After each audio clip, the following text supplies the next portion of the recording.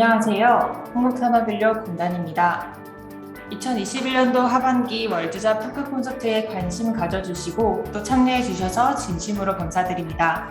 월드잡 토크 콘서트는 우리 공단과 커트라가 공동으로 주관하는 2021년도 하반기 글로벌 일자리 대전과 연계하여 운영 중인 온라인 설명회입니다.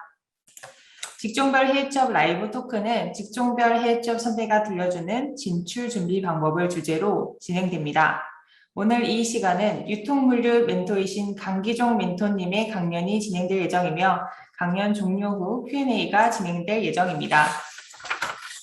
강연 순서에 대해 안내드리겠습니다. 멘토님의 직종별 해외 취업 라이브 토크가 약 50분간 진행될 예정입니다. 그 후 Q&A 세션은 사전에 작성해 주신 질문지 중 가장 질문이 많았던 사항들에 대해 15분간 다뤄볼 예정이며 이후 20분간은 Q&A 게시판에 써주신 질문들에 대해 답해보는 순서로 진행되겠습니다. Q&A 게시판은 위 또는 아랫바에 아이콘을 Q&A라고 되어 있는 곳을 보실 수 있으시고요. 그쪽에 질문을 순차적으로 입력해 주시면 되겠습니다. 본격적으로 강연 시작에 앞서서 간략하게 안내 말씀드리겠습니다. 첫째, 모든 질문은 강연을 마친 후 Q&A 시간에만 해주시기 바랍니다. 질문은 Q&A 게시판에 입력해 주시면 되고 시간 관계상 강연 중 또는 사전 질문에 다루었던 내용을 제외하고 차례로 읽고 답변 드릴 예정입니다. 혹시 오디오가 들리지 않거나 연결에 문제가 있으신 분은 다른 분들에게 방해가 되지 않도록 부산해외취업센터로 연락 주시기 바랍니다. 전화번호는 채팅방에 남겨두었습니다. 마지막으로 설명회 종료 후 진행되는 만족도 조사가 있습니다. 참석해 주시는 분들 중 추첨을 통해 기프티콘을 보내드릴 예정이니 많은 참여 부탁드리겠습니다. 지금부터 직종별 라이브 토크 시작하도록 하겠습니다. 강기종 멘토님 강연 부탁드릴게요. 네, 소개해 주셔서 감사합니다. 강기정입니다. 강연 시작하도록 하겠습니다. 오늘의 컨텐츠는 제가 이제 어떤 사람인지 간략하게 설명드리고 유통과 물류에 대해서 이제 어떤 정의를 가지고 있는지 좀 알아본 이후에 제가 미국에서 어떤 일을 했고 또 네, 어떤 과정으로 인해서 미국에 가게 됐고 또 한국에 돌아와서 어떤 과정을 통해서 취업을 하게 됐고 현재는 어떤 일을 하고 또 제가 생각하는 유통업과 물류업에 대해서 좀 더 깊게 설명드리고 네, 이 업계에 있으면서 느낀 어떤 업계의 장단점 그리고 이 업계에 있으면서 어떤 점이 좀 필요한지 그런 거에 대한 네, 저의 소회를 좀 간단히 나눠보도록 하겠습니다. 오늘 저한테 배정된 시간이 9시 반부터 10시 반이기 때문에 많은 얘기를 나눠볼 수 있을 것 같고요. 하시는 제가 이렇게 강연하는 도중에 질문사항 많으실 것 같은데 그런 것은 아까 안내해 주셨던 것과 마찬가지로 좀 가지고 있으시다가 나중에 Q&A 시간이 있으니까 그때 좀 적극적으로 말씀해 주시면은 제가 아는 범위 내에서는 잘 설명드릴 수 있도록 하겠습니다. 네, 그러면은 좀 본격적으로 물류랑 유통에 대해서 좀 알아보는 시간을 갖도록 하겠습니다. 처음부터 이렇게 정의를 딱 써놔서 약간 지루하게 느껴지실 수 있고 재미없게 느껴질 수도 있는데 네, 정의를 제가 설명드린 부분은 되게 앞부분에 되게 짧은 시간만 할애할 거니까 조금 참고 들어주시면 좋을 것 같습니다. 일단 물류와 유통이라는 것에 대해서 또 사전적인 의미를 좀 짚고 넘어가야 될 것 같아서 부득이하게 이렇게 좀 시간을 좀 할애해봤습니다. 네, 보시면은 물류와 유통은 그 말뜻에서 포함되어 있듯이 어떤 원부자재가 생산 현장에서부터 이게 어떤 식으로든 생산되고 가공되어서 최종 소비자에게까지 공급되는 하나의 흐름, 그 플로우를 말하는 거라고 저는 이해하고 있습니다.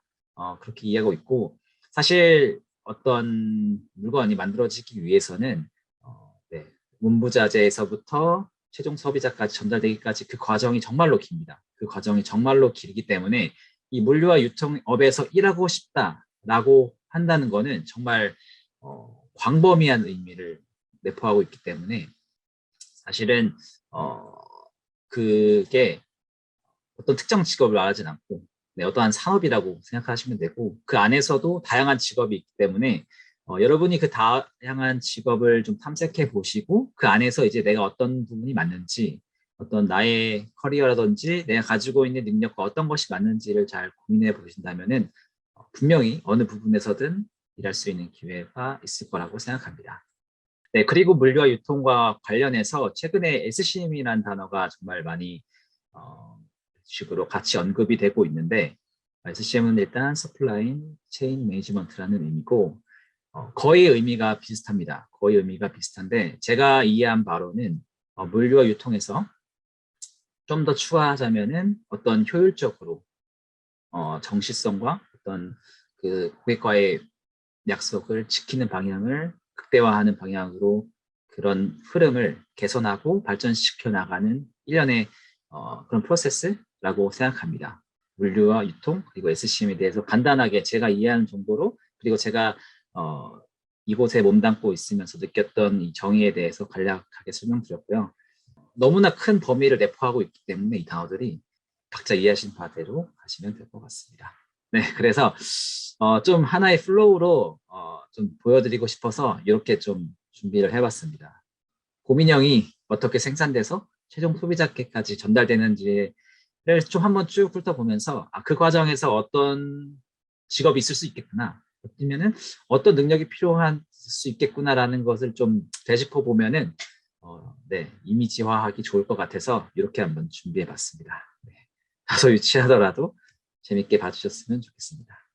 일단 고민형이 네, 출발하는 과정을 좀 보면은 네, 일단은 우리나라가 무역을 많이 하는 나라로서 GDP의 상당한 부분이 이제 무역에서 오기 때문에 어쨌든 원자재가 해외에서 들여온다는 과정을 통해서 이제 시작을 하게 됐습니다. 어쨌든 고민형이 생산이 되기 위해서 어떤 원부자재가 해외에서 우리나라로 들어오게 되는데 그때 많이 필요로 하는 부분이 이제 포워딩이라는 부분일 것 같아요. 포워딩이라는 것도 많이 들어보셨겠지만 무역이라는 것들 자체가 나라와 나라 사이에 이루어지는 거래이기 때문에 그 거래 안에서 이루어지는 다양한 업무들, 페이퍼워크가 있을 수도 있고요. 아니면 스케줄링이 있을 수 있고요. 항구에 들어왔을 때 그 항구에 들어온 물건을 어디에 적시적소에 이제 운송을 할 것인지에 대한 그런 일련의 스케줄링을 담당하는 것이라고 볼 수 있습니다. 제가 포워딩에서 직접적으로 몸담았진 않았지만 미국에 있으면서 저랑 상당히 가까이 있던 부서 중에 포워딩을 맡고 있는 부서가 있었고 이제 그 부서에 있는 제 동기라고 해야 되나요? 네, 동기와 소통하면서 이 포워딩 업무에 대해서 많이 들은 바로는 상당히 철두철미한 어떤 그런 좀 감각이 좀 있어야 되고 그런 능력이 좀 필요로 하는 것 같고요. 해외에서 물건을 많이 들여오다 보니까 어떤 시간적인 부분 이런 거에 있어서 정해져 있지 않습니다. 예를 들어서 9 to 6라든지 이런 식으로 정해져 있는 게 많이 없는 것 같아요. 언제든지 화주라든지 아니면 운송업체로부터 전화를 받을 수 있고 내 능력을 벗어나는 일들도 많이 생기더라고요. 예를 들어서 이번 코로나와 같이 코로나는 제가 의도한 게 아니잖아요. 근데 코로나가 터짐으로써 한국에서 적체가 일어나고 운송비가 급등하는 현상이 일어남에 따라서 기존과는 전혀 다른 양상이 펼쳐지기도 하고 아니면은 배가 이렇게 오는데 갑자기 날씨가 안 좋아져서 비를 맞아서 상품이 훼손되고 그 과정에서 어떤 보험적으로 처리해야 될 일도 발생하고 이런 식의 돌발 상황도 많이 좀 발생하는 걸로 알고 있습니다. 네, 그럼에도 이제 포워딩의 장점이라고 생각한다면은 아무래도 영어라든지 다른 외국어를 많이 사용할 수 있면서 나의 능력을 개발할 수 있는 그런 게 좀 있을 것 같고요. 그리고 포워딩이라는 게 어딜 가나 필요한 부분이기 때문에 어느 곳에서도 나의 역할을 할 수 있는 네, 그런 잡인 것 같습니다. 그래서 포워딩을 통해서 이제 항구로 들어왔다고 생각해 봅시다. 자, 이제 항구로 고민형의 원자재가 되는 것들이 들어왔는데 자, 이제 역시 이것도 마찬가지로 곰이 항구에 도착하자마자 내리고 가져가고 이렇게 할 수가 없잖아요. 1년에 다 절차가 필요할 건데 그런 절차를 이제 도와주기 위한 많은 분들이 계십니다. 많은 기반 시설이 있고요.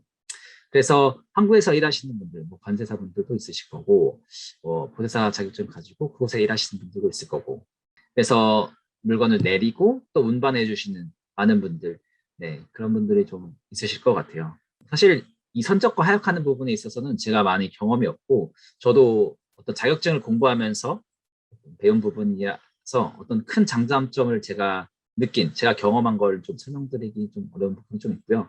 어쨌든 이곳에서도 많은 일할자 열애가 있고 또 많은 여러 가지 일들이 일어나고 있다라고 생각해 주시면 될 것 같습니다.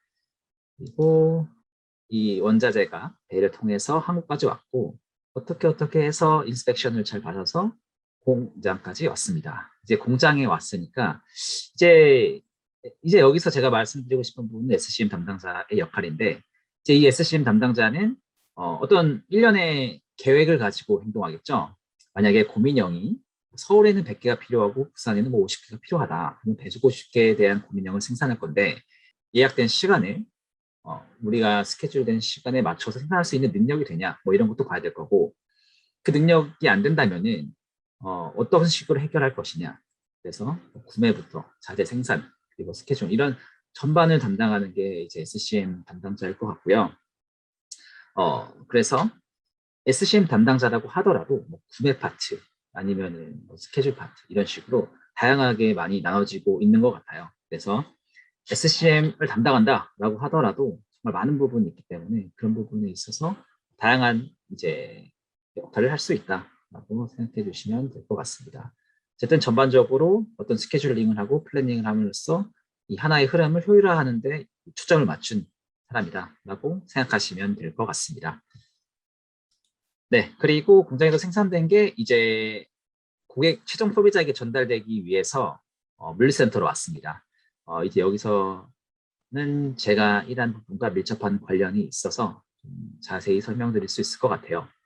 그래서 이제 인바운드, 아웃바운드 이렇게 오퍼레이션 이렇게 세 개를 한번 적어봤습니다. 실제로 물류센터에서 벌어지는 일 대부분이 인바운드, 그러니까 재고나 상품들이 물류센터로 입고가 되고 그 입고가 된 이후에 이게 어떻게 밖으로 그러니까 최종 소비자에게 전달되느냐, 아웃바운드, 인바운드, 아웃바운드 두 개의 큰 양축을 가지고 있다고 생각하시면 되고 그리고 오퍼레이션이라고 한다면은 인바운드 된 상품들이 들어와서 아웃바운드가 제대로 될 수 있도록 운영하는 역할이라고 보시면 될 것 같아요.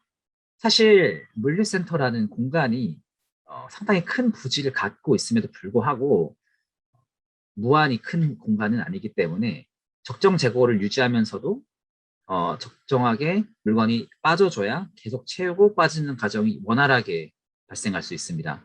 그래서 인바운드의 계획과 아웃바운드의 계획이 상당히 중요하고 그 과정을 원활하게 이어줄 수 있는 이 오퍼레이션이라는 부분이 상당히 저는 중요하다고 생각합니다. 그래서 제가 다니고 있는 회사의 관점으로 본다면은 상당히 아웃바운드에 많은 초점을 두고 있습니다. 그 이유는 어쨌든 회사의 목표가 고객의 만족을 최대한으로 실현해 주는 것을 목표로 두고 있고 고객의 경험을 최대화할 수 있는 것. 그런 것은 어쨌든 아웃바운드 물건이 물류센터에서 나가서 최종 소비자에게까지 전달되는 그 라스트 마일을 어떻게 할 수 있을지에 대한 고민을 상당히 많이 하기 때문에 현재는 아웃바운드에 초점을 많이 두고 있고 인바운드 부분이 좀 부족하더라도 아웃바운드에 좀 힘을 많이 쓰고 있다라고 보시면 될 것 같고 그 과정에서 이제 오퍼레이션이라는 부분이 들어가는데 이거는 그렇습니다. 예를 들어서 인바운드 된 상품 고민형이 어쨌든 물류센터 어딘가에는 이제 재고 상태로 있을 건데 이 물류센터에 들어온 주문 이 고민형을 픽을 하고 그러니까 이제 상품을 픽을 한 다음에 어떤 흐름을 거쳐서 고객에게 전달될 수 있도록 패킹을 하고 패킹한 상태에서 고객에게 나갈 건데 그 과정을 어떤 식으로 효율화할 수 있을 것인지 고객과 약속한 그 배송일을 어떻게 맞출 수 있을 것인지를 이 오퍼레이션을 통해서 달성하게 됩니다. 그래서 이 오퍼레이션을 운영하시는 분들은 항상 주문이 들어온 주문이 잘 나갈 수 있도록 그 데이터를 측정을 하고 확인을 하고 그것이 잘 나갈 수 있도록 작업자들을 독려하기도 하고 너무 많은 주문이 들어오면은 그 주문 조절하기도 하고 뭐 이런 식의 역할을 하게 됩니다. 그래서 제가 맡고 있는 역할이 아까 SCM에서도 아웃바운드 쪽 일을 맡고 있다고 말씀드렸는데 그래서 이제 제가 하고 있는 일을 조금 여기서 자세하게 좀 설명을 좀 드리자면은 우리나라에 많은 물류센터가 있습니다. 많은 물류센터가 있는데 그 물류센터로 들어오는 각 주문들이 그 물류센터의 특징이라든지 그 물류센터가 가지고 있는 어떤 캐파시티에 맞게 들어올 수 있도록 조절을 해주고요. 너무 많이 들어오거나 너무 적게 들어온 곳이 있다면은 그 밸런스를 맞춰주는 역할을 좀 하고 있다라고 보시면 될 것 같습니다. 네, 그래서 고민형이 이제 최종 소비자께까지 전달되겠죠. 네, 이 전달되는 것에 있어서 뭐 운송해 주시는 분들도 계시고 이 운송을 어떻게 효율할 수 있을지 도와주시는 분도 계실 것 같네요. 그래서 이렇게 고민형이 어떤 플로우를 거쳐서 네, 처음부터 끝까지 최종 소비자까지 어떻게 전달되는지에 대해서 한번 쭉 설명드렸고 그 과정에 있어서 어떤 역할들이 필요한지에 대해서도 한번 짚어봤습니다. 네. 네, 그래서 이제 좀 더 이제는 제 얘기에 대해서 좀 말씀드리겠습니다. 제가 어떤 경로로 미국에 가게 됐고 미국에서 또 어떤 일을 했는지 그러면 이제 여러분들께서도 미국에 만약에 관심이 있으시다면은 아 내가 미국에 가서도 이런 일을 할 수 있겠구나라는 어떤 네, 감을 좀 잡으실 수 있을 것 같아서 제가 어떤 식으로 미국에 가게 됐고 가서 어떤 역할을 했는지 좀 설명을 드리도록 하겠습니다.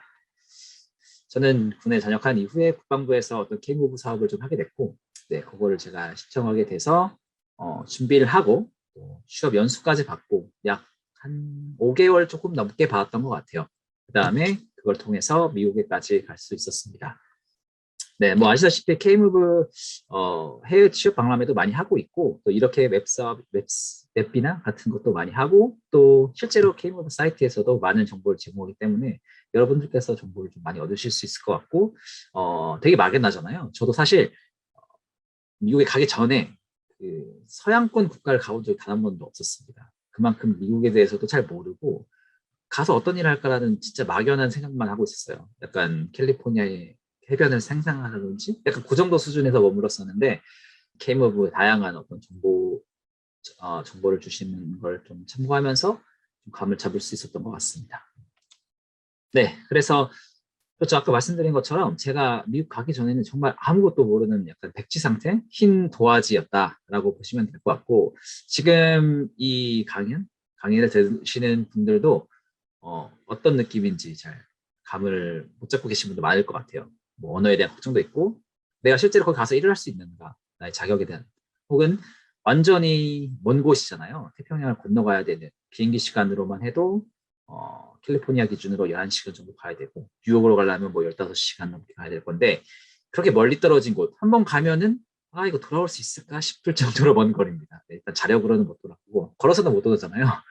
그러니까 아 내가 적응할 수 있을까? 완전히 다른 문화권에서 할 수 있을까라는 걱정도 많을 것 같아요. 뭐 저 역시도 그랬고요. 네, 하지만 분명하게 말씀드릴 수 있는 건 잘 다녀와서 그렇게 잘 살고 있다. 네, 철새길도 한 걸음부터 네, 다양한 미국에 취업하기 위해서 다양한 관문들이 있지만 제가 생각하는 좀 많은 사람들이 피해갈 수 없다. 하지만 정말로 중요하다. 분명히 짚고 넘어가야 되는 어떤 관문들이 몇 개 있는데 그 중에서도 이렇게 세 개를 좀 뽑아봤습니다. 대부분은 영어와 관련된 것들이고요. 미국이라는 나라가 영어를 사용하기 때문에 어쩔 수 없이 당면해야 되는 과제들입니다. 이걸 어떤 식으로 해결할 수 있느냐, 어떻게 달성할 거냐라는 게 좀 중요할 것 같고요. 저 같은 경우는 K무브를 하면서 약 5개월 동안 취업 교육을 받았다고 말씀드렸는데 그 과정에 있어서 영어 이력서 쓰는 방법, 커버레터를 쓰는 방법, 그리고 자기소개하고 면접을 하는 방법, 대사관에서 어떤 식으로 하면은 대사관 면접을 잘 통할 수 있는지 이런 거에 대한 멘토링도 받고 교육도 받았기 때문에 이런 부분을 전혀 몰랐음에도 불구하고 잘 이겨낼 수 있었다라고 말씀드릴 수 있을 것 같습니다. 네, 이거는 제가 썼던 레주메, 네, 라고 보시면 이력서라고 보시면 될 것 같고요. 실제 썼던 거고 사실 지금 보면은 많이 좀 부족하다라는 느낌이 들긴 하지만 그럼에도 불구하고 많이 부족했어도 합격해서 잘 다녀왔다 이렇게 말씀드릴 수 있을 것 같습니다. 네, 그리고 네, 자기소개 영상 찍은 건데요. 이게 어떤 의미냐면은 미국에 있는 기업들에서 왕왕 자기소개서를 제출하라고 그냥 커버레터를 제출하라고 요구하지만 그와 동시에 이제 비디오로 찍은 자기소개서도 제출하라고 요청하시는 경우가 있더라고 하더라고요. 그래서 저 같은 경우도 자기소개를 1분 30초 정도 영어로 하는 연습을 좀 했고 그거를 좀 연습을 많이 해서 이런 식으로 비디오를 만들어서 여러 회사에 보내드렸던 걸로 기억하고 있습니다. 이것도 역시 이제 연습을 통해서 누구나 다 할 수 있는 부분이라고 생각하고요. 하지만 어쨌든 누구나 다 해야 되고 좀 잘하면 좋다. 네. 네, 그래서 이렇게 영어 이력서 내고 합격도 하면은 이제 미국 대사관 면접을 보러 가잖아요. 어쨌든 이 대사관 비자를 받지 못하면 가지 못하기 때문에 최종 보스이자 정말 중요한 관문이라고 생각하시면 됩니다. 자, 이 관문을 통과하지 못하면 어떻게 될까요? 통과하지 못하면 미국 못 가겠죠? 그런데 네, 뭐 그 얘기 좀 나중에 하도록 하고 일단은 대사관 예상 질문들이 뭐 이렇게 많습니다. 많고 다양합니다. 이게 어떤 질문이 나올 거라는 것도 잘 상상할 수 없고 저 같은 경우는 뭐 해외 나갔자 인턴 있냐 뭐 이런 거 물어본 적도 있고 뭐 태권도를 했었는데 그 태권도를 뭐 얼마나 했냐 뭐 어떻게 했냐 누구한테 가르쳐 줬냐 가르쳐 본 적 있냐 뭐 이런 식으로 되게 시시콜콜한 것도 질문했던 것 같아요. 그래서 정말 어떤 질문이 나올 수도 있다라고 생각하시고 다양한 질문에 대해서 네, 면접 인터뷰 그 예상 질문을 연습하시는 게 좀 중요할 것 같습니다. 네, 이렇게 연습을 상당히 많이 해도 안 될 수도 있잖아요. 거기서 이제 거절을 이제 비자 발급을 거절할 수 있는데 비자 발급을 거절하면 이렇게 네, 이런 페이퍼를 줍니다. 거절 페이퍼죠. 네, 이걸 받게 되면은 다시 면접을 보고 네, 비자 발급을 다시 받아야 되는 상황입니다. 그래서 저는 한번 비자 면접을 좀 거절당했던 경우가 있고요. 어, 이거 한번 받아도 괜찮습니다. 저는 다행히 한 번만 받았지만 진짜 제 가까운 친구 중에는 이 거절 레터를 2번 받으신 분이 있어요. 그럼에도 불구하고 그분도 잘 다녀왔고 네, 그렇습니다. 잘 갈 수 있고 이때 거절당한 이유는 저도 잘 모르겠어요. 가서 진짜 한 5분도 면접을 안 봤던 것 같아요. 그냥 가서 뭐 인사하고 뭐 왔다 미국 가고 싶다 뭐 이런 식으로 얘기를 했던 것 같은데 되게 험상궂게 생기신 분이었는데 그날 기분이 안 좋으셨던 건지 모르겠는데 아무튼 네, 그분께서 이렇게 거절 레터를 저한테 주셨습니다. 네, 그래서 받았지만 네, 한 번 더 도전했고 네, 그를 통해서 이런 식으로 지원 비자를 받을 수 있게 됐습니다. 저 같은 경우는 군대에서 있었던 경험이 좀 경험으로 쳐져서 1년 반 미국에 있을 수 있는 비자가 나왔었습니다. 그래서 이 비자를 받고 미국에 갈 수 있었습니다. 그래서 제가 이제 미국에서 어떤 일을 했는지 좀 설명을 드리도록 하겠습니다. 네, 이게 제가 있었던 회사의 모습입니다. 일단 날씨가 정말 좋습니다. 좀 뜬금없긴 한데 날씨가 정말 좋고 이런 식으로 이렇게 닭들도 많고 트레일도 엄청 많아요. 우리나라에서는 조금 보기 힘든데 네, 요 가운데 사진에 보시면은 이 트레일러 있잖아요. 여기 실제로 이 안에 타보면은 뒤 공간에 약간 침대도 있고 심지어 뭐 항공기 기사들 같으신 경우는 밥통 가지고 다니시고 냉장고도 있고 이런 식으로 약간 사람이 살 수 있도록 잘 갖춰져 있습니다. 근데 또 그럴 것이 캘리포니아에서 출발해서 메인주까지 가는 이제 경로가 있었어요. 저희 회사에. 이게 어디냐면은 캘리포니아가 서부의 끝이라고 생각하시고 메인 같은 경우는 동부의 끝인데 캐나다 바로 밑에 있는 마지막 주거든요.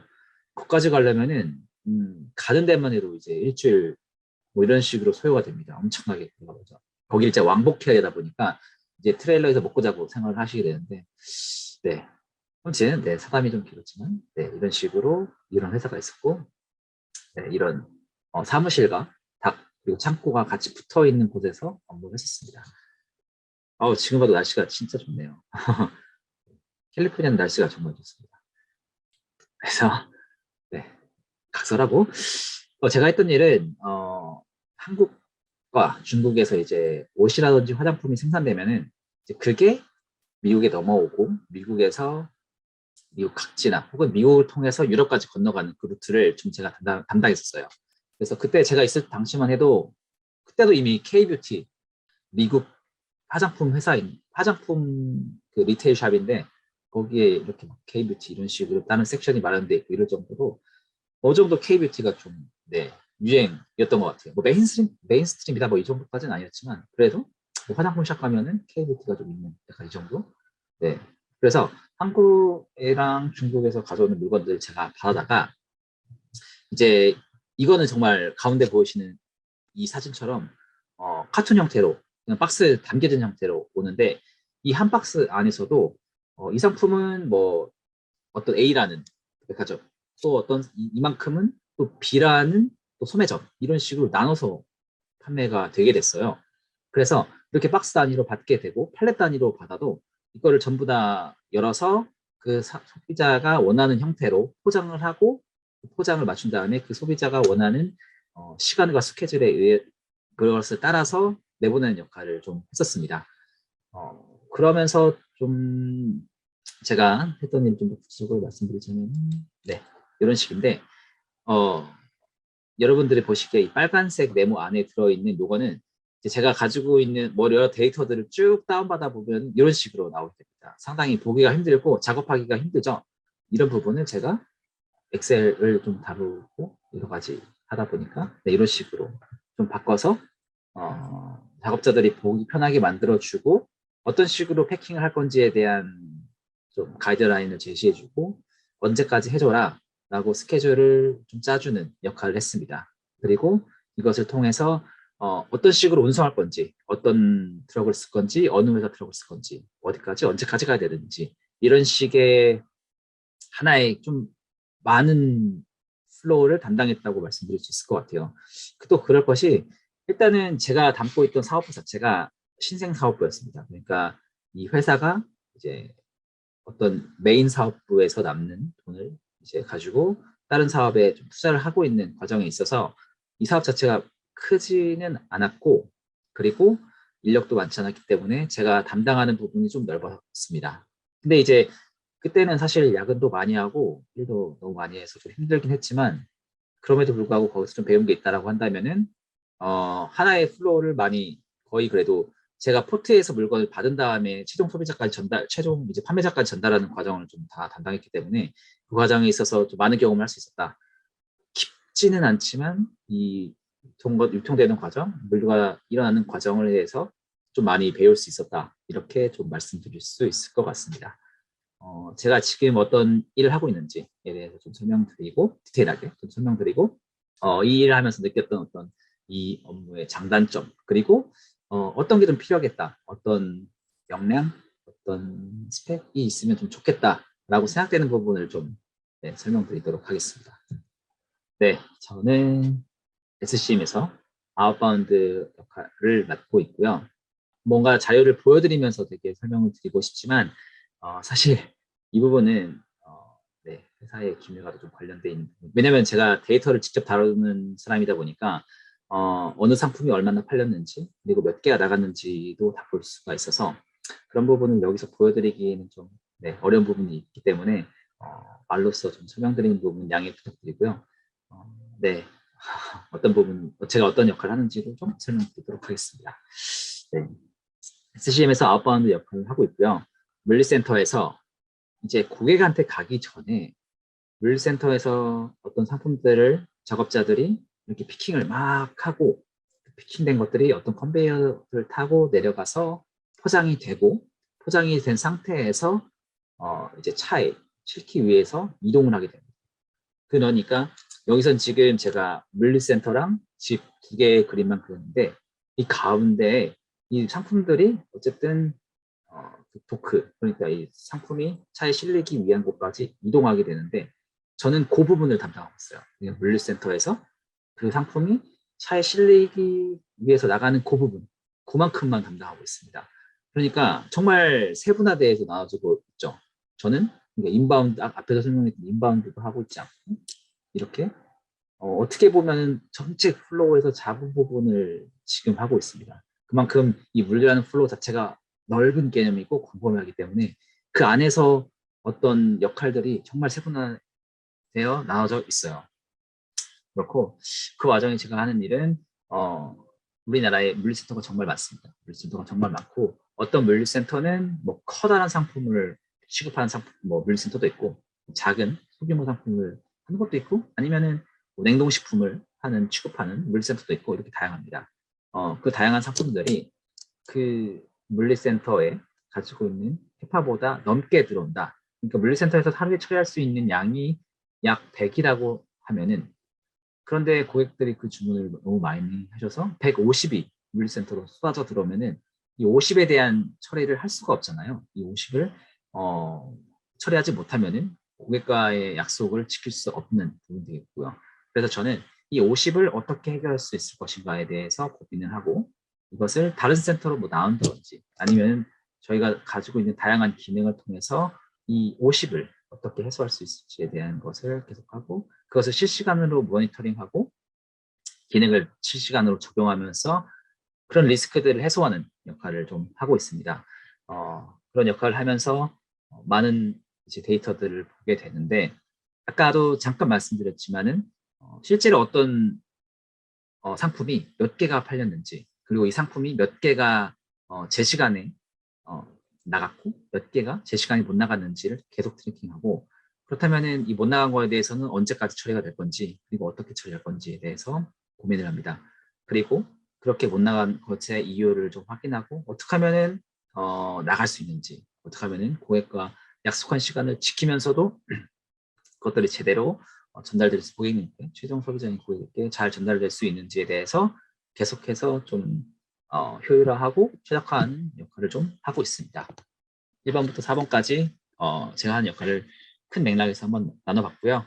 그래서 네, 물류센터의 캐파시티에 맞게 들어오는지 모니터링을 하고 그리고 물류센터에서 들어온 주문이 계획과 맞게 그러니까 고객님과 한 약속에 맞게 출고가 되는지 모니터링하고 있고요.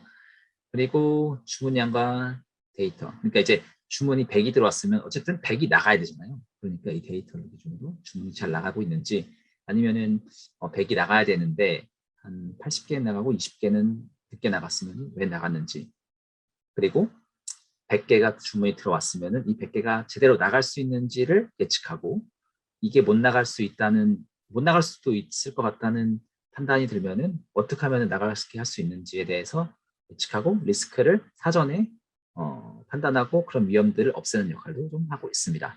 네, 거창하게 공급의 가시성을 확보하여 고객과 약속을 지킨다고 하는데 네, 그런 역할을 좀 하고 있습니다. 자, 이제 그러면은 제가 생각했을 때 어떻게 그리고 어떻게 하면은 이 분야에서 좀 그래도 지금 저희가 하는 게 어쨌든 취업 관련된 세미나이기 때문에 어떻게 하면은 취업을 좀 잘할 수 있을까라는 네, 저의 생각을 좀 말씀드리도록 하겠습니다. 보시면은 네, 어쩔 수 없이 자격증 얘기를 좀 할 수밖에 없을 것 같아요. 그 이유는 물론 저보다 더 잘 아실 거라고 생각해요.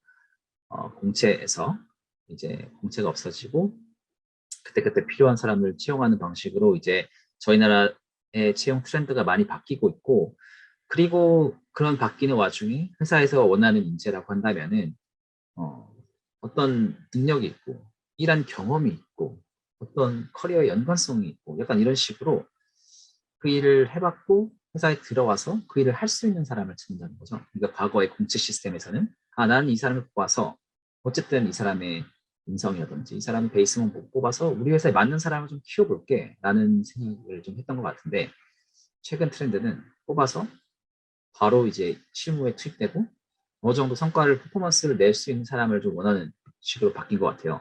그렇게 하다 보니까 그 사람이 어떤 일을 했는지 경력을 보게 되고 그 사람이 어떤 스킬을 가지고 있는지를 보게 되고 그렇게 하다 보니까 상대적으로 경력이 부족한 취업을 준비하시는 취준생분들께서 자격증으로 눈을 돌릴 수밖에 없다라고 판단이 되고 이런 과정으로 인해서 자격증을 상당히 많이 가지고 계시게 되고 하이 스펙이 되고 계신 것 같아요. 그래서 각자 원하시는 기업이라든지 목표가 다르시겠지만 그래도 어느 정도 중견 아니면 대기업 정도를 내가 원한다. 내가 그쪽에 가보고 싶다라고 하신다면은 갖춰야 되는 자격증 부분이 좀 많을 거예요. 그러니까 서류를 통과하기 위해서라도 이런 자격을 좀 갖추는 게 필요하다고 생각합니다. 물론 없어도 합격할 가능성이 있지만 가능성은 상당히 낮다고 보고요. 어쨌든 자격증을 갖추는 게 좀 중요하다. 현실적으로는 이런 말씀을 좀 드려야 될 것 같습니다. 왜 그러냐면 제가 이렇게 취업 관련해서 이런 식으로 세미나도 하고 얘기도 많이 들어보고 실제로 취업 관련한 단톡방에서도 보면은 가지고 계신 그 자격증이 정말 화려하세요. 여기 지금 화면에서 보이시는 것처럼 뭐 무슨 관리사 자격증 다 하나씩 가지고 계시고 하나가 아닙니다. 두세 개씩 가지고 계시고 영어 자격증 같으신 경우는 뭐 토익, 토스 뭐 이런 식으로 토익 하나, 스피킹 하나 이런 식으로 두 개를 들고 계시고 토익도 사실 여기 800 후반이라고 썼지만 뭐 900대이신 분도 정말 많고요. 그리고 영어뿐만 아니라 뭐 중국어 HSK 자격증 있으신 분도 있고 일본어 자격증 있으신 분도 있고 이런 식으로 관련 자격증을 많이 가지고 계십니다. 그리고 또 물류 유통 이 부분에 있어서 우리나라가 어쩔 수 없이 무역 관련이 깊기 때문에 외국어 능력을 좀 네, 많이 요구하시는 것 같아요. 그래서 특히 포워딩 쪽에 있으실 거면은 네, 외국어 능력이 정말 많이 필요하겠죠. 네, 그래서 이런 식으로 관련 자격증이 많습니다. 지금 여러분들께서 어떤 과정이 있으신지 제가 잘 모르겠어요. 뭐 제가 봤던 것처럼 J1을 준비하시는 분도 계시고 한국에서 바로 취업을 준비하고 계신 분도 있을 것 같습니다. 취업을 준비하고 계신 분이라면은 어쨌든 자격증을 좀 많이 따시고 공부하시는 걸 좀 네, 추천드리고요. 그리고 저처럼 미국에 먼저 갔다가 돌아와서 이제 자격증을 한국에서 이제 채용이 됐으면 좋겠다라고 생각하시는 분들 같은 경우는 어쨌든 얼른 미국에 갈 수 있도록 하시는 게 좋고요. 미국에 간 거에 있어서 뭐 관련 자격증이 많이 필요하지 않습니다. 뭐 유통관리사, 물류관리사가 미국 뭐 인턴, 미국의 트레이닝을 가기 위해서 필요한 부분은 아니라고 생각해요. 실제로 저도 많이 없음에도 불구하고 미국에 다녀왔고 미국에 다녀온 다음에 이제 채용할 때 좀 필요했어서 제가 취득한 부분이 있기 때문에 미국에 가려고 지금 생각하시는 분들은 자격증을 우선순위로 두시기보다는 얼른 미국에 가서 일을 할 수 있는 좀 그런 거에 초점을 맞추셨으면 좋겠고요. 다만 지금 자격증 공부하고 계시다라고 한다면은 어쨌든 마무리를 좀 하고 취직하고 가시면 너무나 좋겠죠. 네, 그렇게 안 되더라도 네, 미국에 일단 가시는 게 좋고 현재 한국에서 채용 유통 물류 쪽에서 이제 취직을 준비하고 계신 분들 같은 경우는 자격증에 좀 네, 좀 초점을 주셔야 된다. 이유는 이게 전부는 아니지만 나와 이제 경쟁하게 될 후보자들이 너무나 많은 네, 그런 능력들을 갖추고 있다. 그래서 너무 아쉽지만 이런 자격증을 갖추고 있는 것들이 너무나 기본이 되었다. 이걸 갖추고 있지 않으면은 서류조차 통과하기 힘들다. 약간 이런 식의 네, 씁쓸한 현실을 좀 말씀드릴 수밖에 없을 것 같고요. 네, 앞에서 보여드렸듯이 저도 특별한 스킬이 있거나 자격이 있는 사람이 아니었음에도 불구하고 미국도 잘 다녀오고 지금 그래도 이 물류통 쪽에서는 나름 괜찮은 회사를 다니고 있기 때문에 여러분들도 충분히 다 잘하실 수 있을 거라고 생각합니다. 네. 그 외에 뭐 꼼꼼한 자질들이라고 써놔서 뭐 여러 가지 생각했는데 아무래도 이제 유통을 하다 보면은 느끼는 그런 장단점들이 있습니다. 이렇게 장점과 단점이 좀 있어요.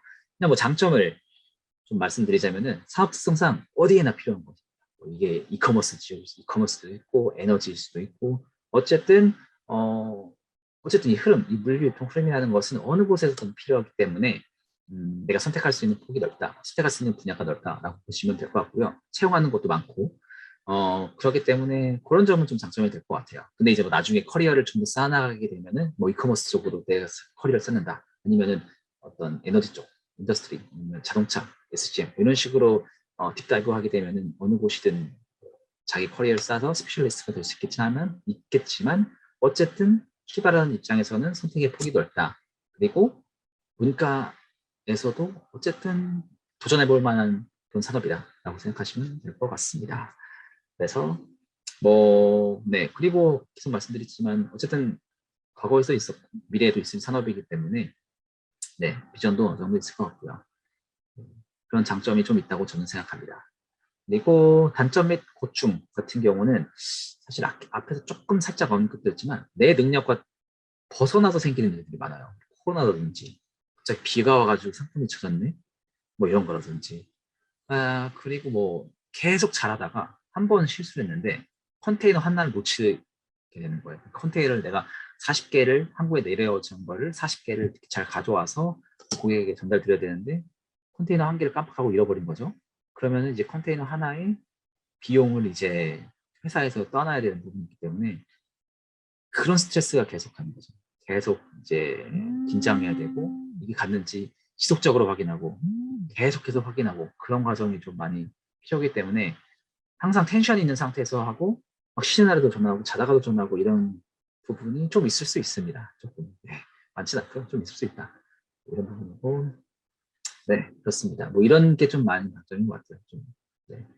9 to 6 월요일부터 금요일 이런 거를 원하시는 분들에게는 조금은 맞지 않을 수도 있겠다. 약간 이런 생각이 좀 드네요. 네, 그렇습니다. 이게 제가 생각하는 장점과 단점이고요. 그럼에도 불구하고 제가 여기 있는 이유는 이 산업에 이 물류와 유통이라는 곳에 있는 이유는 어쨌든 이게 꼭 필요한 산업이라고 생각하고 이 산업 안에서 제가 좀 잘할 수 있는 뭐 데이터를 다룬다든지 네, 뭐 여러 가지를 할 수 있다고 생각해서 그렇고요. 네, 이제 거의 제가 가져온 50분을 다 채웠습니다. 네, 좋은 강연 감사드립니다. 그럼 지금부터 Q&A 시간을 갖도록 하겠습니다. 네, 강연 내용 중에 궁금하신 사항이 있으시다면 Q&A 게시판으로 질문을 남겨주시면 되고요. 그동안 사전에 설명회 신청 시 여러분들이 주신 질문 중에서 가장 많이 해주신 질문들에 대해서 멘토님께 답변을 직접 들어보도록 하겠습니다. 그럼 지금부터 질문 바로 드릴게요. 첫 번째 질문인데요. 유통물류 직종의 채용 트렌드는 무엇입니까? 라고 질문 주셨습니다. 네. 채용 트렌드. 아무래도 이제 채용 관련해서 관심이 정말 많으실 거라고 생각하고, 여기 참석하신 분들 모두 다 이제 어떤 식으로 채용을 할 것인지, 그 트렌드가 뭔지 궁금해 하시는 분들이 많을 것 같아요. 저도 이제 이 회사에 다닌 지가 이제 1년 조금 넘어가는데, 제가 느끼는 채용 트렌드는 어쨌든 경력, 경험, 자격 이런 거였던 것 같습니다. 제가 만약에 미국에 다녀오지 않았다라고 생각한다면은 이곳에 채용되지 못했었을 것 같아요. 네, 거의 강한 확신으로 취직을 못했을 확률이 있다고 생각합니다. 그래서 어쨌든 저는 미국에 다녀왔고, 미국에 다녀왔으면서도 그 안에서 SCM이라는 팀에서 일했고, 그런 게 지금 또 이커머스 쪽이었기도 하고, 미국에서 일했던 일이 그런 부분이 좀 네, 회사에서 원하는 인재가 좀 많았던 것 같습니다. 그래서 트렌드는 좀 케미를 맞는 사람을 찾는다. 그래서 내가 어느 곳을 희망한다면 그곳이 원하는 사람이 어떤 사람인지, 어떤 자격을 원하는지, 어떤 경력을 원하는지, 아니면 어떤 인재상을 원하는지에 대한 좀 분석이 필요할 것 같고요. 그에 맞춰서 좀 준비하시는 게 좋다라고 생각합니다. 네, 그러면 두 번째 질문 드릴게요. 두 번째 질문도 어떻게 보면은 좀 첫 번째 질문이랑 비슷하다라고 볼 수 있는데요. 진출 선배들 혹시 주위에 그런 케이스가 있으시다면 뭐 학위나 전공이나 경력 등의 다양한 케이스가 어떤지 백그라운드에서 알고 싶습니다라고 질문하셨거든요. 앞서 말씀드린 것 같이 학위 같은 경우는 학위 전공 물론 필요하죠. 필요하고 있으면 좋고 관련된 분야이면 더 좋을 것 같습니다. 그런데 그럼에도 불구하고 실제로 이쪽 분야가 아니신 분들, 예를 들어서 어문 계열이실 수도 있고요. 아니면은 뭐 사회과학 쪽이실 수도 있고요. 근데 이런 분들이 이제 어떤 자격증을 취득해서 취직하시는 경우도 봤습니다. 봤는데 소위 대기업이라고 한다거나 아니면은 남들도 가고 싶어하는 기업을 신입 때 간다라고 한다면은 필요한 부분들이 좀 많습니다. 사실 네 현실적으로 그렇게 말씀드릴 수밖에 없을 것 같고요. 일단은 저의 경험을 비춰서 말씀드리자면은 제가 회사에 딱 들어갔을 때 한 10명 정도가 같이 들어갔는데 그 10명 중에 단 한 명도 해외 경험이 없는 사람이 없었고 뭐 심지어는 해외 대학 나오신 분들도 한 4분 정도 계셨던 것 같고 미국 시민권자도 계셨던 것 같고 뭐 석사를 가지고 계셨던 분도 계셨고 그리고 다 뭐 SCM 전공이라든지 물류 전공 이런 쪽에 계셨던 것 같아요. 아니면 저같이 해외에서 일한 경험이라든지 이런 괜찮은 좀 소위 대기업이라는 곳에 가려면은 정말 좀 많은 게 필요하다라고 좀 말씀드릴 수 있을 것 같고요. 그리고 하지만 이제 그런 곳에 절대 못 간다 이런 말은 절대 아닙니다. 절대 아니고 어쨌든 시작을 하는 게 중요하고 경험을 쌓고 스텝업을 하면서 갈 수 있는 방법이 분명히 있다. 그러니까 처음부터 너무 목표를 높게 잡고 여기가 아니면 안 돼라는 식으로 하는 것보다 약간 스나이퍼가 되기보다는 약간 머신건을 사용하는 사람이 되면 좋을 것 같아요. 그러니까 여러 군데를 시도해보고 한 곳만 매몰되지 않으시고 여러 개 좀 방향을 보는 게 좀 필요하지 않나 이런 이런 생각을 좀 합니다. 네, 아무래도 진출을 희망하시는 분들이 많다 보니까 또 음, 지금 계신 분이 좀 많이 경쟁이 치열하다 보니까 유통물류 전공이신 분들 그리고 또 경력을 가지신 분들이 많다라고 얘기를 해주셨는데 또 끝에도 아니시더라도 시작이 반이라는 말이 있는 것처럼 좀 도전해 보시는 것도 필요한 것 같습니다. 그러면 세 번째 질문을 드릴게요. 세 번째 질문은 유통물류 관련 비전공자일 때 먼저 준비해야 하는 부분이 있나요? 라고 질문 주셨거든요. 네, 비전공자이시니까 어쨌든 전공자이신 분들보다는 일단은 제가 지금 생각하기로는 자격증이 좀 필요할 것 같고요. 어쨌든 유통물류 업종이라는 곳이 어떤 전공의 허들이 높은 곳은 아닙니다. 그래서 어느 분이든 도전하실 수 있을 거라고 생각되고요. 그리고 어쨌든 해외 취업을 좀 전형하는 곳이기 때문에 해외 취업을 도전하는 것도 정말 좋은 방법이라고 저는 생각합니다. 왜냐면은 네, 이 해외 취업 뭐 미국으로 해외 취업을 한다, 아니면 다른 곳, 다른 나라, 뭐 물류유통 쪽으로 간다라고 했을 때 전공자가 아니라고 해서 안 받아주고 그런 거 아니거든요. 오히려 전공자가 아니더라도 충분히 어필하면은 그쪽 가서 일할 기회를 얻으실 수 있어요. 그래서 그 기회 일하신 이후에 1년에서 뭐 1년 반 정도 일하신 다음에 한국 들어오시면은 좀 더 발전된 나의 커리어로 뭐 지금은 도전하지 못하는 기업도 도전해 볼 수 있고 더 좋은 곳으로 채용도 하고 좋은 커리어를 쌓을 수 있다고 생각하기 때문에 비전공자이실수록 다른 방법을 좀 많이 생각해 보시고 어떻게 하면 나를 좀 차별할 수 있을까? 근데 해외 취업하는 거는 분명히 나를 차별할 수 있는 하나의 좋은 방법이다 라고 이렇게 말씀드리고 싶습니다. 네, 말씀 주신 게 아무래도 비전공자이실수록 그 틀에 갇혀 있으시기보다는 나를 좀 차별할 수 있는 다양한 경험, 뭐 미국에서 계시는 인턴이 될 수도 있고 그런 부분을 얘기해 주신 것 같아요. 그러면 네 번째는요. 이거는 강연 중에 얘기해 주신 것 같지만 그래도 조금 더 뭐 강조해서 말씀을 주신다면 필요한 역량은 무엇인가요? 하셨는데 유통물류 쪽에 필요한 역량에 대해서 한 번 더 말씀 주시면 감사할 것 같아요. 필요한 역량 일단은 머릿속에 바로 떠오르는 걸 좀 말씀드리자면 약간 참을성? 약간 이런 게 좀 필요한 것 같아요. 왜냐면은 항상 계속 긴장된 상태로 있다고 말씀드렸잖아요. 이거를 납기를 맞출 수 있을까? 얘가 그러니까 물건이 들어와서 내 창고로 잘 들어있는지도 걱정하고 자꾸 나가서 고객한테 잘 갈 수 있을지도 걱정을 해요. 그러니까 항상 걱정된 상태로 있고 뭐 내가 내 능력을 벗어나는 일도 많이 생긴다고 말씀드렸고 그러니까 이제 이거를 어떻게 참을 수 있냐 참는다라기보다는 이런 스트레스를 어떻게 이겨낼 수 있냐 네, 이런 거에 대한 스트레스를 안 받을 수는 없지만 이런 스트레스를 어떻게 해소할 수 있는지 약간 이런 게 좀 많이 필요할 것 같고요.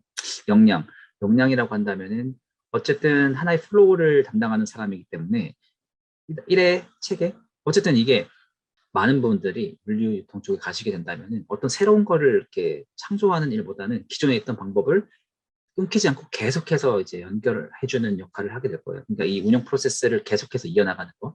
물론 이 와중에 효율화하기 위해서 다른 여러 방법을 찾는 그런 프로젝트도 프로젝트성으로 받을 수 있겠지만 기존에 하던 일을 얼만큼 더 계속 잘할 수 있는지에 대한 그런 게 좀 필요하기 때문에 스케줄링을 하는 역량이라든지 아니면 플래닝하는 역량이 좀 많이 필요하지 않을까 이런 생각이 좀 듭니다.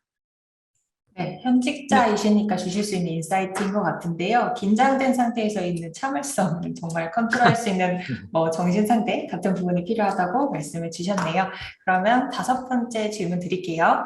해외 유통 물류 업계와 국내 업계 업무 프로세스의 차이점 혹시 비교 가능하신지 그리고 장단점이 있는지 알고 싶습니다. 했습니다. 네. 사실 우리나라가 GDP에서 무역이 정말 많은 부분을 차지하고 또 제가 다니는 회사가 저희 회사의 시스템으로 뭐 일본이라든지 대만에 진출할 만큼 이 무역과 유통물류 쪽에서 저는 제가 봤을 때는 되게 뛰어난 나라라고 생각하거든요. 세계 상위권이고 정말 탑나치에 있다라고 생각하는데 그래서 이제 미국이랑 국내 쪽을 좀 비교하자면은 미국 같은 경우는 어쨌든 땅덩어리가 넓어서 그런지 약간 그 시간에 대해서 정말 많이 신경 안 쓰십니다. 그냥 저희 우리나라 같은 경우는 당일 배송, 새벽 배송 이런 게 어쨌든 시간에 대한 초격적 싸움을 하고 있는데 미국은 아직 그 정도까지는 아닌 부분이 좀 있는 것 같고요. 그렇기 때문에 이제 한국의 이런 물류 유통 시스템이 좀 더 발전하고 있는 게 아닐까. 어쨌든 시간을 앞당긴다는 것 자체가 어떻게 하면 이 공정 자체를 효율화하고 그리고 비용을 최소화할 건지에 대한 끊임없는 그런 고민들이 녹아져 있는 거기 때문에 그런 부분이 좀 네, 있는 것 같고 아무래도 미국 쪽은 제가 생각했을 때는 약간 이건 제 에피소드를 좀 말씀드리자면은 그때가 크리스마스였던 것 같은데 크리스마스 기간이니까 막 한 일주일, 2주를 막 쉬게 되더라고요. 미국 같은 경우는. 그래서 그 물류 담당자한테 제가 그때 마침 막 보내는 물건이 있어서 보냈는데 전화를 안 받는 거예요. 물건이 갔는지 안 갔는지 확인을 하고 싶은데 확인할 길이 없는 거죠. 알고 보니까 그 사람이 한 2주 정도 크리스마스 시기쯤 맞춰서 여행을 갔더라고요. 그만큼 그분들은 어쨌든 워라밸을 좀 중시 생각하시는 부분이 좀 있는 것 같고 네 그런 것 같습니다. 네, 녹여서 다 답변을 주신 것 같은데요. 이제 네, 지역적인 부분도 확실히 지리적인 부분도 차이가 있어서 그런 부분을 말씀을 주신 것 같습니다. 그럼 네. 여섯 번째 질문 드릴게요. 그 유통 물리 쪽에 향후 생각하시고 계시는 커리어 패스가 있으신지 아니면 뭐 다른 것들의 커리어 패스는 어떻게 진행되는지 조언 부탁드리겠습니다. 네. 이거는 제 기준으로 이제 제가 어떤 식으로 향후 코리아 패스를 좀 생각하고 있는지에 대해서 좀 말씀을 드릴게요. 저는 일단 뭐 단기적인 어떤 제 장래랑 장기적인 장래로 좀 나눠서 설명을 좀 드리자면은 단기적으로는 저는 지금 물리에서도 아주 조그만 부분을 맡고 있죠.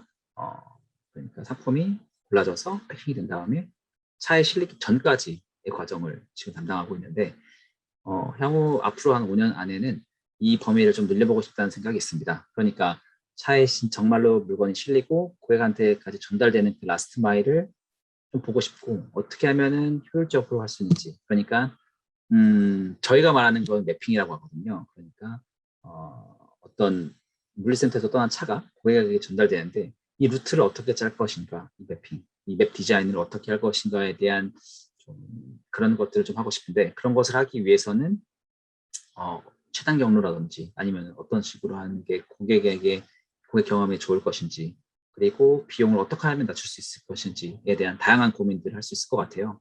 그 과정에 있어서 분명히 제가 공부해야 될 부분도 많을 것 같고요.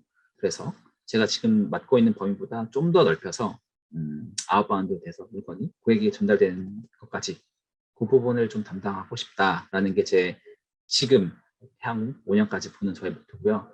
그리고 장래에는 약간 물류 전략을 좀 세우는 전략가가 좀 되고 싶다 이런 생각이 좀 있습니다.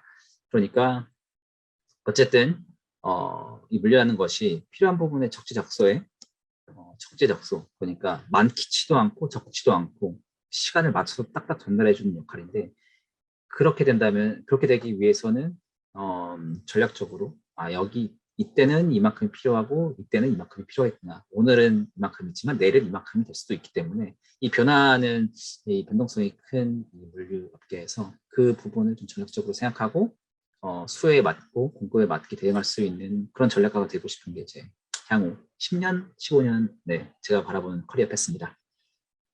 네, 답변 감사드립니다. 일곱 번째 질문 드릴게요. 유통물류 직종에서 특히 유명한 국가가 있는지, 그리고 해외 취업의 문이 열려 있는 편인가요? 라고 질문 주셨습니다. 네. 일단은 제가 있어 본 곳이 미국밖에 없기 때문에 미국에 대해서 좀 설명을 드릴 수밖에 없을 것 같아요. 네. 그리고 뭐, 네, 또 여기 K무브 쪽 가시면은 다양한 멘토분들이 다양한 나라, 뭐 미국뿐만 아니라 뭐 중국, 뭐 유럽 이런 분들의 다양한 멘토분들이 활동하고 계시기 때문에 다른 나라들은 이제 그분들께 이제 조언을 구하시면 되고요. 저보다 더 훌륭한 분들이 많기 때문에 그분들께 좀 네, 조언을 얻으시면 되겠고 제가 생각했을 때 이제 미국은 정말 가볼 만하다 이렇게 말씀드릴 수 있을 것 같아요. 왜냐면은 어쨌든 이 미국에 제가 있었던 이 캘리포니아에는 LA 포트랑 롱비치 포트라고 정말 거대한 포트가 있는데 그곳에는 정말 많은 나라에서 다양한 물건들이 들어오게 됩니다. 그렇기 때문에 거기서 보고 느끼는 게 정말 많고요. 그리고 미국이라는 나라가 정말 큽니다. 이제 우리나라에서 서울과 부산 거리가 가장 멀다고 보통 얘기하는데 그거보다 훨씬 더 많은 지역을 커버하기 때문에 정말로 많은 운송 장치들이 사용되게 되고요. 우리나라에서 볼 수 없는 뭐 2단적 트레인이 있다든지 아니면 트레일러가 있다든지 우리나라에서는 보기 힘들고 상상할 수 없는 기술이 쓰인다든지 이런 거를 좀 체험할 수 있는 기회가 될 것 같아요. 뭐 예를 들어서 하루는 뭐 제가 LA에서 뭐 라스베가스를 가는데 아마존 창고 같은 걸 봤어요. 근데 닭이 100개 가까이 되더라고요. 그러니까 트레일러 아까 그 보여드렸던 그 40피트가 넘는 그 트레일러가 그 트레일러를 댈 수 있는 닭이 100개 막 이렇게 되는 겁니다. 물량 자체가 우리가 상상할 수 있는 범위를 넘어섰잖아요. 그런 걸 실제로 보고 이런 세상도 있구나라고 경험하다 보면은 뭔가 트이는 게 좀 있을 것 같고 좀 영감을 얻는 부분이 좀 많습니다. 그래서 미국은 정말 저한테 좋은 경험이었다고 생각하고요. 그리고 그런 곳에서 사람을 뽑냐 중요하죠. 사람을 뽑고 있냐. 그래서 네, 사람을 뽑고 있습니다. 그래서 지금 미국에 남아있는 제 친구들 아직 남아있는 분들이 있어요. 저는 이제 한국에 돌아온 케이스지만 실제로 저랑 같이 가서 미국에서 생활하시는 분들이 있고 그쪽에서 이제 워킹 비자를 받고 일하시는 분들이 계시기 때문에 분명히 취업의 문은 열려 있고 그분들한테 얘기 들어도 지금 계속 사람을 뽑고 있다. 그리고 실제로 미국 대사관에서도 비자를 발급하고 있고요. 그렇기 때문에 어느 분이든 도전할 의지만 있다면 도전을 해볼 수 있다라고 좀 생각이 됩니다. 그리고 실제로 미국에 가서 더 남으실 수도 있고 아니면 돌아오실 수도 있고 어쨌든 내가 가지고 있는 선택지를 넓힐 수 있는 내 옵션을 넓힐 수 있는 선택이기 때문에 그런 부분에 있어서 미국은 정말 좋은 것 같아요. 그리고 뭐 일적을 떠나서 캘리포니아 날씨가 정말 좋습니다. 그리고 일 끝나고 뭐 해변에 가서 놀 수도 있고요. 네, 정말 좋습니다. 6시 되면 퇴근하고 워라밸 중요하죠. 중요하죠. 네. 그렇기 때문에 네, 미국은 저는 정말 추천한다는 것 같아요. 네, 그렇습니다. 네, 아무래도 유통 물류는 전 세계적으로 필요한 부분이다 보니까 또 미국의 경험에 비추어서 아무튼 문은 열려 있는 편이다라고 결론을 맺을 수 있을 것 같네요. 그러면 지금까지 사전 질문은 다 진행을 하였고요. 이제 실시간으로 올라온 Q&A 게시판에 있는 질문으로 진행해 보도록 하겠습니다. 첫 번째 질문인데요. 미국에서 근무할 때 있었던 이제 어떻게 하셨는지 월차나 숙식이나 초과 근무나 이런 부분들을 많이 궁금해 하시는데 이런 부분들은 뭐 너무 민감한 부분이라고 생각하시면 조금 뭐 일반적으로 말씀 주시면 될 것 같고요. 그리고 비자를 받고 가는데 얼마나 걸리나 이런 부분을 한 번 더 설명해 주시면 좋을 것 같아요. 답변 부탁드릴게요. 네, 설명을 드리도록 하겠습니다. 질문을 많이 받아야 되니까 제가 아는 선에서 빨리빨리 말씀을 드릴게요. 일단 월차 같은 경우는 미국에는 이제 베케이션이랑 식대라는 게 있습니다. 이제 아프면 쓸 수 있는 것 그리고 이제 우리나라의 휴가 같은 개념으로 쓸 수 있는 게 있는데 저 같은 경우는 1년에 8일 정도 받았던 것 같아요. 네, 8일 정도 받았고 그 범위 안에서 내가 원하면 언제든지 쓸 수 있습니다. 그거에 대해서 터치하는 거는 한 번도 본 적 없고요. 물론 있을 수도 있는데 거의 없습니다. 원하실 때 쓸 수 있고 필요할 때 쓸 수 있습니다. 그리고 미국에 있으시면은 이제 보통 휴일이 뭐 금요일 날 있다거나 월요일 날 있어요. 우리나라 이제 대체 공휴일이 약간 그런 식으로 많이 따라가고 있는데 토일 월 쉬거나 금 토일 쉬거나 아니면은 뭐 땡스기빙 데이 같은 거는 목요일인데 목금 토일 이런 식으로 쉬는 경우도 많고요. 그리고 뭐 크리스마스 전주로 해서 뭐 분위기 어수선하고 해가지고 뭐 이브 날도 쉬고 크리스마스도 쉬고 아니면은 뭐 네, 이브 뭐 크리스마스가 뭐 주말하고 합치면은 뭐 이어서 쉬기도 하고 뭐 그리고 휴가를 실제로 뭐 한 달씩 가시는 분들도 한 달은 좀 뭐하고 한 2, 3주씩 가시는 분들도 계시고 하니까 네, 그런 부분은 좀 걱정 안 하셔도 될 것 같습니다. 네, 좀 자유롭게 쓸 수 있는 부분이 좀 많다 이렇게 말씀드릴 수 있을 것 같고 초과 근무 같은 경우는 이제 저는 이제 미국에서 초과 근무 약간 미국의 초과 근무한 약간 전문가 같은 제가 생각을 가지고 있는데 제가 초과 근무를 정말 많이 했어요. 그러니까 아침 8시에 출근해서 막 11시, 12시에 퇴근한 적도 있고요. 물론 주말에는 일 안 했습니다. 네. 제가 들어갔을 때 주말에 근무했다고 들은 사람은 잘 없어요. 네, 하지만 초과 근무는 저는 정말 많이 했어요. 왜냐면은 제가 계산한 걸로 따지니까 초과 근무 1시간만 또 1년 1년에 한 400시간 정도 있더라고요. 그러면 매일 거의 2~3시간씩 뭐 많게는 뭐 3~4시간씩 그래서 막 거기 이제 2주에 한 번씩 이제 월급 봉투를 이제 주급이라고 해서 받게 되는데 거기에 막 하루에 12시간씩이나 날을 지키고 그랬습니다. 자, 그러면 이제 그렇게 일을 많이 하면 돈을 주냐? 이게 중요하잖아요. 네, 줍니다. 저희 회사는 줬어요. 그래서 하루 8시간이 넘어가기 시작하면은 시간당 한 1.5배를 줬고요. 12시간이 넘어가면 2배를 줬어요. 그래서 거기에 맞춰서 딱딱 시간이 나옵니다.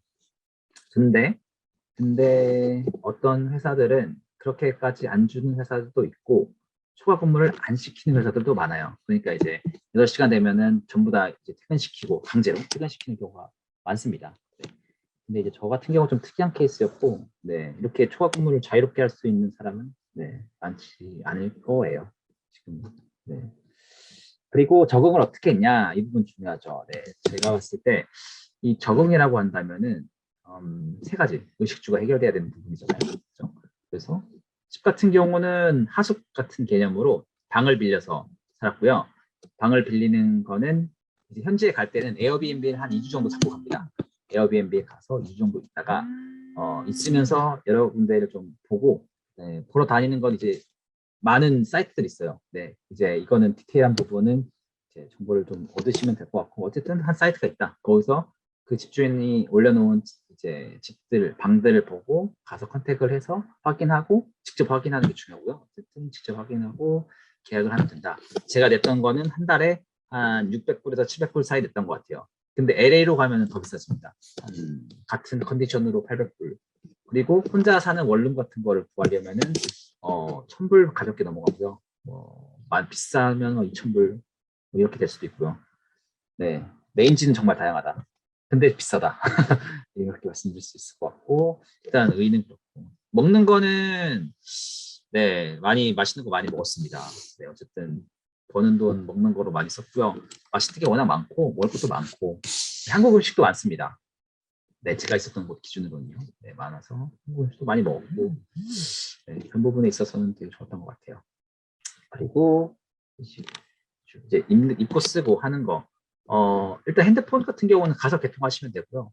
그런 디테일은 이미 인터넷상에 많이 있기 때문에 알아가시면 되고 어렵지 않습니다. 네, 어렵지 않고 어쨌든 이렇게 쭉쭉 제가 빨리 설명드리긴 했지만 제가 가장 여기서 드리고 싶은 말씀은 한 달에 쓰는 비용을 보면은 월급을 거의 다 쓸 거예요. 저는 그렇습니다. 부족할 수도 있습니다. 부족해서 한국에서 돈을 좀 가져오시는 분도 봤어요.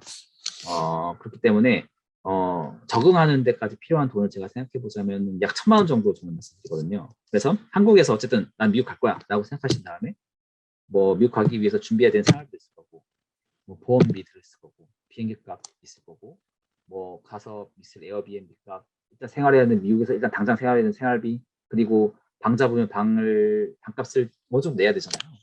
디파짓이라고 해서 한 달치를 먼저 내는데 그건 디파짓 이런 과정 그러니까 시작해서 미국에 적응하기까지 그 비용이 약 1000만 원 정도라고 생각합니다.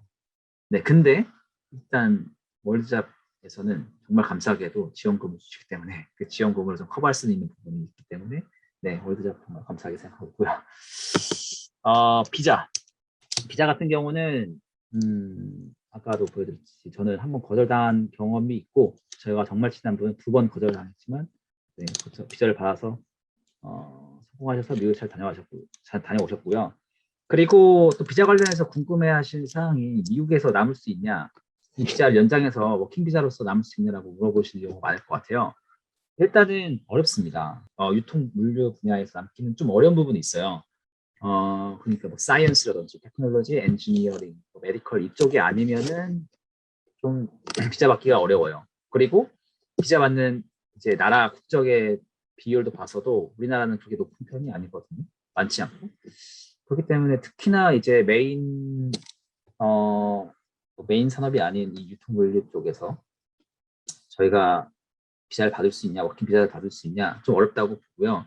하지만 제가 제 동기가 남아있는 동기 기준으로 그분이 남아있는 이제 전략을 보면은 가기 전에 좀 약간 컨택을 해요. 나는 미국에 좀 남고 싶다. 나를 좀 지원해 줄 수 있냐라는 정도까지 얘기가 좀 되고요. 아니면은 미국 가서 좀 일을 열심히 하신 다음에 그런 부분을 좀 어필하시면은 아마도 지원을 해주시는 곳이 분명히 있을 거예요. 제가 추천드리는 방법은 한국에서 미국에 가기 전에 나는 남고 싶다 아니면 난 돌아올 거다라는 걸 좀 정하고 가셨으면 좋겠습니다. 네, 여기에서 추가로 하나 더 질문을 드리자면 가셨을 때 면접이나 이런 프로세스, 채용하실 때 프로세스는 어떻게 진행되셨는지도 답변 부탁드릴게요. 이제 미국 가기 위해서 제가 면접 봤던 거 말씀하시는 거죠? 네. 네. 어떻게 됐냐면은 저 같은 경우는 일단은 이력서를 많이 이렇게 냅니다. 그런데 이제 어떤 회사가 이력서를 받는지도 모르잖아요. 처음에는. 그러니까 이제 이런 건 좀 도움을 많이 받았는데 이거는 제가 K무브에 있으면서 K무브에서 도와주신 분들께서 이제 기업 리스트를 쭉 주셨고 어느 곳에 좀 지원하면 좋겠다. 이거 좀 가능성이 좀 있다라고 말씀해 주신 그런 기업에다가 제 이력서를 제출했어요. 그래서 제 이력서를 제출해서 일단 이력서가 통과되면은 그 다음에 이제 면접을 받습니다. 그 면접을 보기 전에 비디오 찍은 자기소개 동영상을 요청하시는 분들도 좀 계셨고요. 그러면 이제 그분들께는 비디오까지 보내드렸고 그 이후에는 면접을 보게 됐는데 이제 그 면접을 외국인이랑 보냐 아니면 한국인이랑 보냐 아니면 어느 사람이 나오냐 이 부분도 중요하잖아요. 저 같은 경우는 한국인 분이랑 봤어요. 한국인 분이랑 봐서 면접은 뭐 그렇게 어렵지 않았고요. 근데 외국인 분이랑 본 경우도 종종 있다고 하더라고요. 네, 그래서 영어 면접 준비도 좀 잘하시면 좋을 것 같고, 사실 어쨌든 미국 대사관 면접 같은 경우는 이제 외국인이랑 영어로 면접을 보기 때문에 하나의 과정이라고 생각하시고 같이 준비하시면은 네, 될 것 같아요. 네, 너무 따로 생각하지 마시고 같이 이렇게 해서 영어 면접 준비하시면은 네, 도움이 많이 될 것 같습니다. 네, 답변 감사드립니다. 두 번째 질문은요. 미국으로 해외 취업을 한다고 할 때 기업의 선정 기준이 있을까요? 라고 질문 주셨거든요. 네, 그렇죠. 어떤 기업을 갈지 정말 중요하잖아요. 저는 한국에 돌아올 생각을 좀 가지고 있었어요. 그래서 무조건 한국에 오겠다라는 생각이 좀 있었고, 그러면은 이제 그 다음 스텝을 생각했잖아요. 한국에 왔을 때 과연 나는 어디에 취업을 할 거고, 어떤 식으로 내 커리어를 쌓아 나가야 될 것인가라는 생각을 좀 했었고, 그런 고민에서 이제 나온 게, 그러면 나는 어쨌든 유통 물류 쪽에서 일을 해야 되고, 이커머스 쪽에서 일해보고 싶다라는 생각을 좀 가지고 있었어요. 네, 제가 가진 생각 중에 몇 안 되는 잘한 생각이긴 한데, 아무튼 그래서 어, 가기 전에 그런 회사를 위주로 컨택했습니다. 내가 그런 역할을 할 수 있는. 그러니까 많은 경우라고 할까요? 어쨌든 종종 미국에 가시는데 그 가시는 게 목적이 되시는 분이 있어요. 그러니까 한국에 와서 내가 어디에 취업할 것인가, 아니면 미국에 남을 것인가, 그리고 내 커리어 어떻게 쌓아나갈 것인가, 이런 좀 고민을 하지 않고 가는 경우가 있거든요. 그럼 이제 이런 경우가 되면 어떻게 되냐면은 미국에 가서 아니면 해외에 나가서 어떤 일을 했는데 그 직무가 그 역할을 했던 나의 경험이 한국에 돌아와서 도움이 안 되는 경우가 생길 수 있습니다. 그래서 어, 정말 유통물류에서 했지만 한국 나는 하고 싶었지만 미국에 가서는 갑자기 어카운트 그러니까 회계 쪽을 하다가 한국에 돌아와서는 다시 물류 유통을 취업하고 싶다 이렇게 마음이 바뀌어버리면은 커리어 패스가 안 맞잖아요. 그렇게 되면은 이제 좀 어려운 부분이 좀 생기게 되죠. 그래서 어, 만약에 내가 원하는 직종이 있다고 한다면 뭐 디자인이면 디자인, 마케팅이면 마케팅 그런 쪽을 좀 생각하시고 미국에 가셔서 비슷한 일을 하시고 돌아오셔서 그런 비슷한 업종에서 찾으시면은 일을 찾으시면은 네, 정말 괜찮을 것 같고 그거 말고 그냥 나는 미국에 가는 것 자체가 중요하다고 생각하시는 분들도 가셔서 뭐 경험 쌓으시고 한국 오셔서 뭐 다른 거 준비하셔도 되지만 그 커리어의 연속성을 좀 중요시하는 편이라서 그런 부분을 넥스트 스텝까지 좀 생각하시고 가시는 게 좀 좋다. 네, 이렇게 말씀드릴 수 있을 것 같습니다. 네, 해외 취업을 하시는 기준에 따라서 좀 나뉜다고 볼 수 있을 것 같은데요. 경험을 네. 하시는 게 중요하신지 아니면 민토니처럼 이제 커리어 패스를 좀 고려하셔서 하시는지 그 부분에 따라서 기업을 선정하시는 게 좋은 것 같습니다.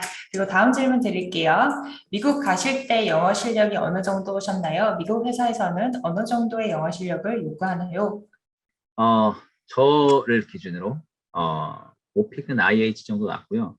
어, 근데 자격증 기준으로 말씀드릴 수밖에 없어서 네, 오픽은 IH 정도 나왔던 것 같고 토익은 제가 한 번도 본 적이 없어요. 지금까지도. 토익을 단 한 번도 보지 않았기 때문에 토익 점수는 몇 점 나오는지는 잘 모르겠습니다. 근데 어쨌든 영어는 그 정도 됐고 영어 쓰는데 막연한 자신감만 있었다. 네, 그 정도고 잘하진 않았고요. 뭐 지금도 잘하진 않고 아무튼 네, 그 정도 실력으로 갔었고요.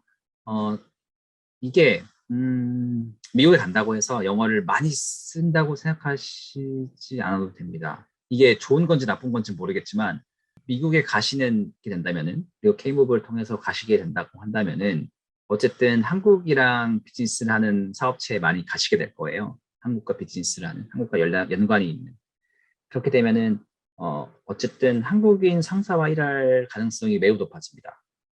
네, 그렇게 되면은 모든 문서가 한국어로 모든까지는 아니지만 대부분의 문서가 한글로 왔다 갔다 할 수도 있고 이제 같이 일하는 상사가 한국인이기 때문에 한국말을 많이 쓸 수밖에 없겠죠. 네. 그런 부분을 좀 사전에 알고 가면 좋지만 모르고 갈 수도 있기 때문에 최대한 난 영어를 쓰는 곳에 가고 싶다라고 생각하신다면은 네, 면접 보면서 나는 영어를 좀 많이 쓰고 싶다 그런 포지션을 좀 달라라고 어필하시는 게 정말 중요하다고 생각하고요. 저 같은 경우는 운이 좋게도 제 상사 두 분은 한국인이셨지만 저랑 같이 일하는 다섯 분은 다 외국인이셨어요. 그래서 많은 시간 동안 영어를 사용할 수 있었고 이메일도 거의 다 영어로 했고요. 그러면서 좀 많이 네, 비즈니스 영어를 좀 익힐 수 있는 기회가 됐던 것 같고 그러면서도 이제 미국에서도 영어 공부를 계속 꾸준히 좀 했습니다. 네, 미국에 가면 일단 어쨌든 영어에 대한 노출이 많은 건 맞습니다. 영어에 대한 노출이 많은데 처음 가서는 새로운 환경이다 보니까 그 인풋을 받아들이기 위해서 노력하는데 이게 시간이 조금만 지나면 이제 적응이 된단 말이죠. 그러면은 좀 영어 공부를 좀 안 하게 되는 경향이 조금씩 생길 수 있어요. 뭐 저도 그랬고. 근데 그러지 마시고 좀 의식적으로 가서 영어 공부를 꾸준히 계속 하시는 게 좋다고 생각합니다. 이거는 뭐 비단 물류 유통 부분뿐만 아니라 외국어라는 게 점점 중요해지고 이미 너무 중요하기 때문에 네, 영어 공부는 꾸준히 계속 하시는 게 좋다. 물론 저도 지금도 하고 있고요. 네, 그렇습니다. 네, 역시 해외 취업할 때는 영어의 중요성은 강조를 더 해도 아낌이 없지만 그래도 어느 업무 환경에 있으신지에 따라서 좀 언어의 사용 여부 아니면 언어를 많이 사용하시는지 이런 부분은 좀 차이가 있는 것 같아요. 그러면 다음 질문은 사실 저희 직종이랑은 조금 연관이 없어서요. 그 다음 질문은 답변 주셨고 이런 질문 드려볼게요. 우리나라의 물류업계 채용 공고를 보면 물류관리사 소지자 우대라는 글을 자주 보는데요. 실제로 해당 업계에서 근무하시는 분들을 보면 실제로 자격증 소지자들이 많나요? 요거는 밑에 질문이랑 같이 얘기해 주시면 좋을 것 같은데, 국내에서 이제 유통 물류 관련된 자격증이 해외에서는 어떻게 활용이 될 수 있는지 이런 부분도 같이 말씀 주시면 될 것 같아요. 네. 일단 물류 관리사 소지하는 사람을 우대한다는 거는 네, 일단 물류 관리사를 가지고 계시는 분들이 정말 많습니다. 정말 많고 심지어 그러니까 이제 사회 초년생 분들이 가지고 계시는 경우도 많아요. 그래서 물류 관리사 자격증을 따고 회사에 들어가시는 분 상당히 많습니다. 그만큼 이 물류 업계에서는 변화된 자격증이고요. 물론 저도 가지고 있고요.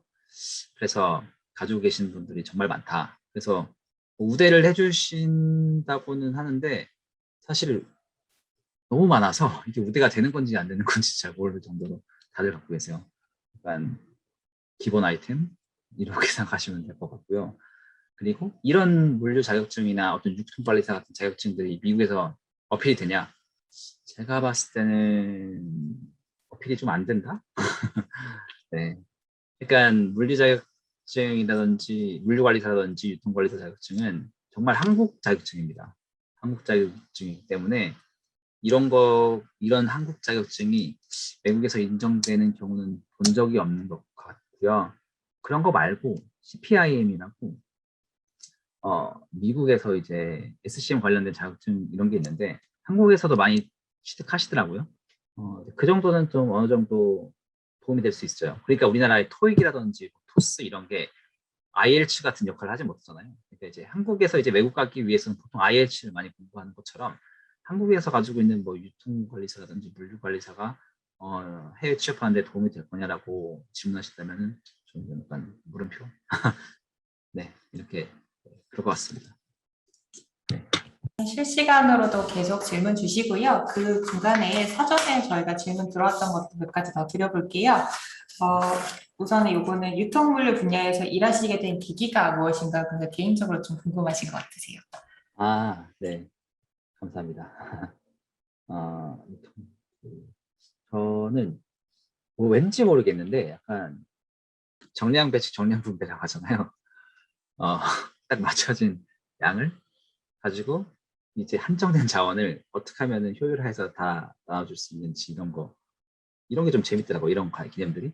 그러니까 어떤 물건들이 출발해서 최종 소비자까지 전달되는 그 흐름들이 있는데 그 흐름들에서 일어나는 다양한 일들 그런 거에 관심이 좀 걸게 됐고 옛날부터 약간 탈 것에도 좀 관심이 많았고